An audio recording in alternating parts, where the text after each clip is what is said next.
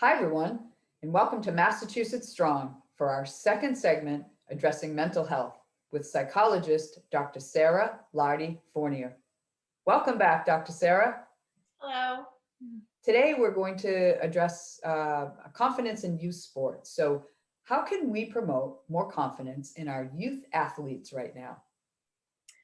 So here I want to talk a little bit about consistency and routine, starting with what I call the big three basics of sleep, nutrition, and exercise.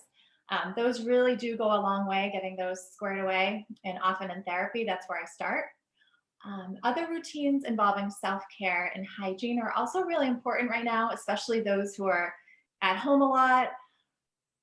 I think people feel healthier when they take care of themselves in that way. They feel more capable and more confident right off the bat. And I think with teens, especially, they might need a little more encouraging about hygiene and things like that sometimes, anyway. Routines help people feel anchored to themselves, anchored to their goals, um, and to the community beyond them. Sports, school, faith, and other activities and hobbies can really serve as anchor points to help kids feel stable and purposeful in themselves in a changing world. Doctor, can you explain what an anchor point is? Yes, so actual anchor points are generally used to keep somebody from falling. So I've kind of adapted the term to mean anything that secures you, grounds you, or otherwise provides stability. Something that tethers you to your goals, to who you really are. Um, so they contain you in a way and prevent you from falling. And they often feel safe and familiar. And especially with kids, how safe and secure a child feels often in their relationships is predictive of how safe they view their world and their future.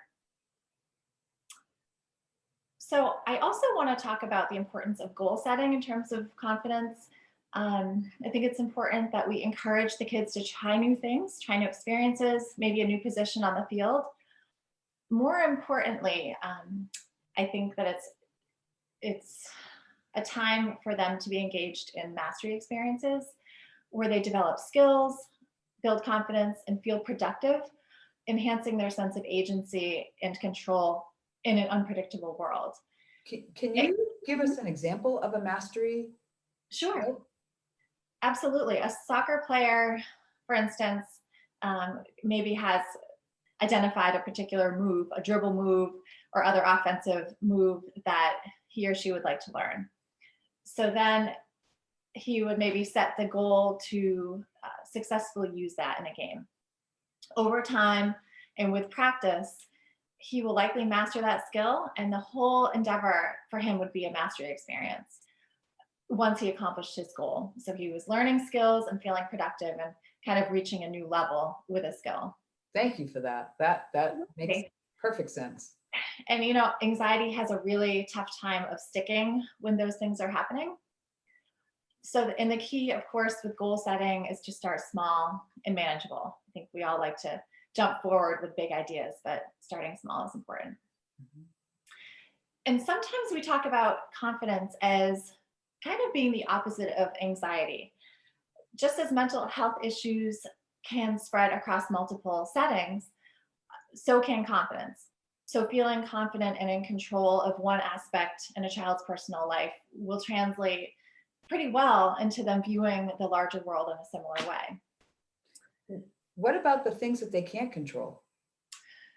For things they can't control, I think that's important, that we help them learn how to let go.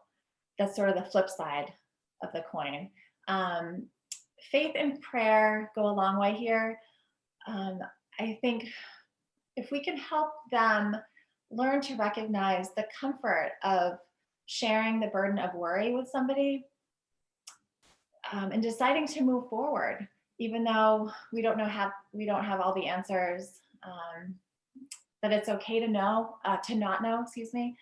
It's okay to not be in control sometimes. In fact, expending too much energy on things that we can't change can often deplete us further and exhaust us. So learning to sit with the unknown and recognizing our limits can help sustain us. Acceptance really can be difficult, but it's possible. And often kids do it better than adults. And I think it's important that we remind them that there are many adults working every day, working very hard to find answers to problems right now in our world. Dr. Sarah, how about the child that appears to have it all together on the outside, but inside they are in chaos? How do we know? What can we do? And how can we figure that out? That's a really important point. Some kids, especially older kids, are really good at hiding problems or areas where they're going through something. And others may not quite know how to talk about their emotions or feel comfortable doing so. And those kids do often slip under the radar. In the next segment, I will be talking about a variety of signs and symptoms to watch out for, as often these beneath the surface problems do manifest eventually. And I think it's important to know what to look for and what questions to ask as we try and piece clues together. I also think for the child that acts perfectly fine all the time, I would encourage parents to focus on unconditional acceptance with them and just communicating to them that mistakes are fine and it's okay to not be on your game all the time.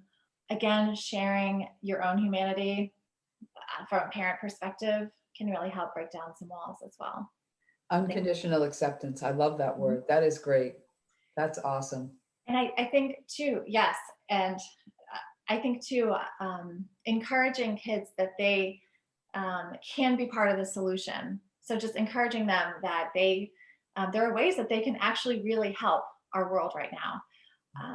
Encouraging them to be proactive and do their part against the battle of COVID and wearing their masks, making safe decisions.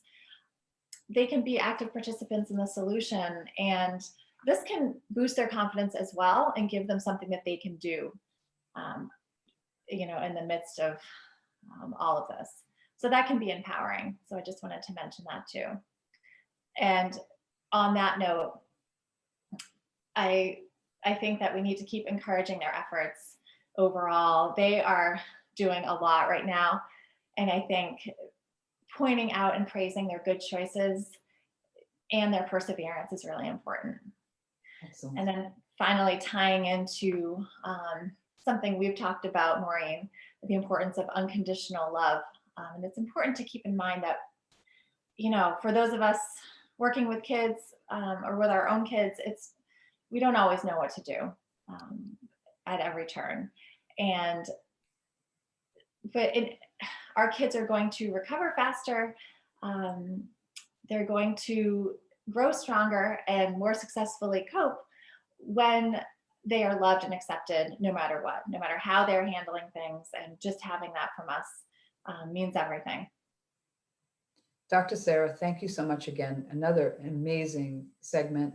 Thank you for sharing with us and our families and our youth athletes. And we look forward to having you back for our final segment on February 22nd, where we will talk about signs and symptoms and signals about a child that might have some mental health instability or imbalance. So we look forward to that. And a reminder to everyone that our additional resources can be found on our Massachusetts Strong page by visiting our website.